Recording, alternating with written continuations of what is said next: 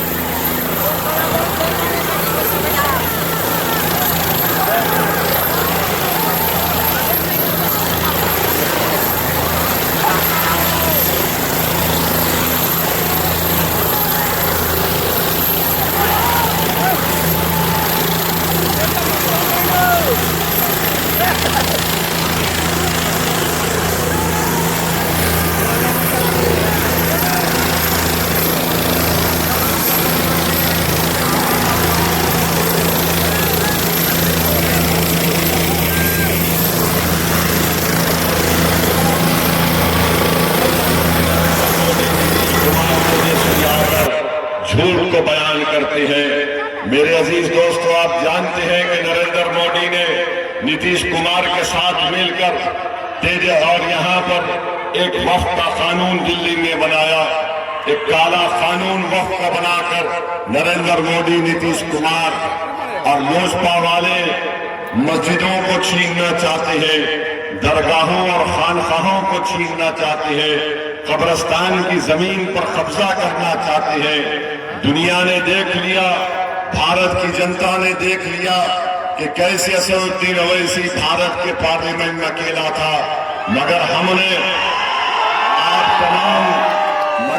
आप तमाम की दुआओं की वजह से अल्लाह ने हम पर करम किया और हमने पार्लियामेंट में पूरे संविधान के दफात का हवाला देते हुए मोदी और नीतीश कुमार को बता दिया, तुम जो कानून बनाने जा रहे हो वो वक्फ को बचाने के लिए नहीं, वक्फ को लूटने और खत्म करने के लिए बना रहे हो।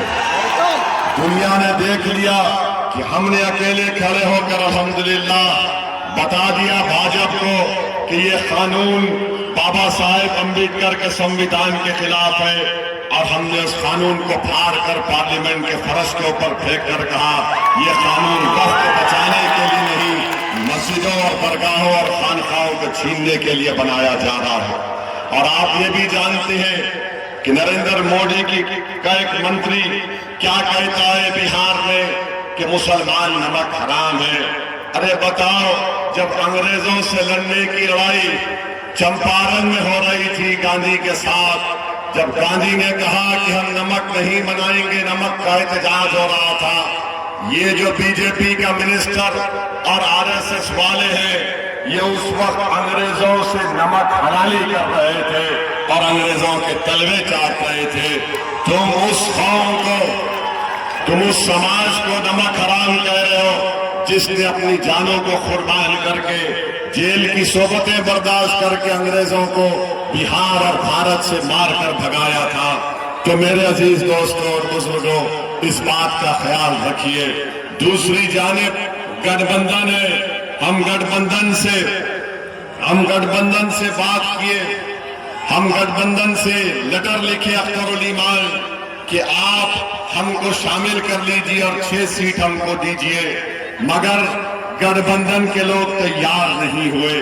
मेरे अजीज दोस्तों और बुजुर्गों, आप जानते हैं कि पिछली मर्तबा 5 विधायक मजलिस इत्तेहादुल मुस्लिमीन की आपकी दुआओं से और सीमांचल के जनता की मेहनत की बिना पर कामयाब हो।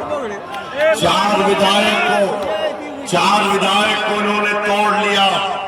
एक अख्तरुल ईमान थे और एक अख्तरुल ईमान ने बेबाकी के साथ गरीब और मजलूम अवाम की आवाज को बिहार की विधानसभा ने उठाया। एक अख्तरुल ईमान बीजेपी और नीतीश कुमार के जुल्म के खिलाफ आवाज उठाई और इंसाफ का मुतालबा अगर कोई बिहार की विधानसभा में कोई विधायक कर रहा था तो उसका नाम अख्तर ईमान था। मेरे अजीज दोस्तों और बुजुर्गों, हमारे 4 विधायक को क्यों हमसे तोड़ा गया, क्यों आपके विश्वास को तोड़ने की कोशिश की गई? इनको उन 4 विधायक से मोहब्बत नहीं थी, उनको दुश्मनी थी उस जनता से जिन्होंने अपने वोट और अपनी दुआओं और कुर्बानियों से मजलिस के विधायक को कामयाब किया था। ये नहीं चाहते थे कि 17% जनता की एक आजाद सियासी लीडरशिप पैदा हो जाए। इन्होंने 4 को तोड़ा और ये समझा कि ओवैसी कमजोर हो जाएगा। वो ये नहीं जानते कि तुम 4 को तोड़ोगे तो इंशाअल्लाह जनता 24 को कामयाब। कि 4 को तोड़ने से वो ये भूल गए कि 4 को तोड़ने से ओवैसी के हौसले पस्त हो जाएंगे। सुनो तेजस्वी और लालू परिवार, तुम कितनों को तोड़ लो, मगर जब तक अल्लाह मेरे साथ है और सीमांचल और बिहार की जनता मेरे साथ है, मुझे उसकी कोई फिक्र नहीं है। मैं पहले भी कह चुका हूं, आज भी आपसे कह रहा हूं कि मैं जब तक जिंदा रहूंगा, कोई माइका लाल, कोई बीजेपी, आरएसएस, राजद गठबंधन का नेता मुझे बिहार आने से नहीं रोक सकेगा। मैं आता था, आया हूं और आता रहूंगा।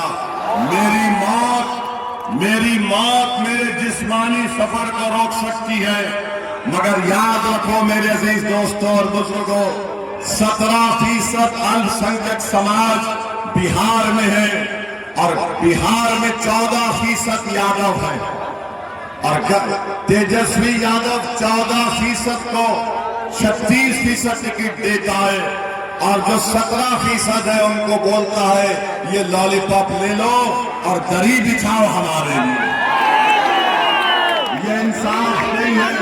जो 3.5% समाज है वो ये कहता है कि अब की बार मल्ला का बेटा उप मुख्यमंत्री होगा, तो ओवैसी ने ऐलान कर दिया, मजलिस ने आपके इत्तेहाद पर भरोसा करके ये कह दिया अगर 3.5% समाज का उप मुख्यमंत्री हो सकता है तो इंशाअल्लाह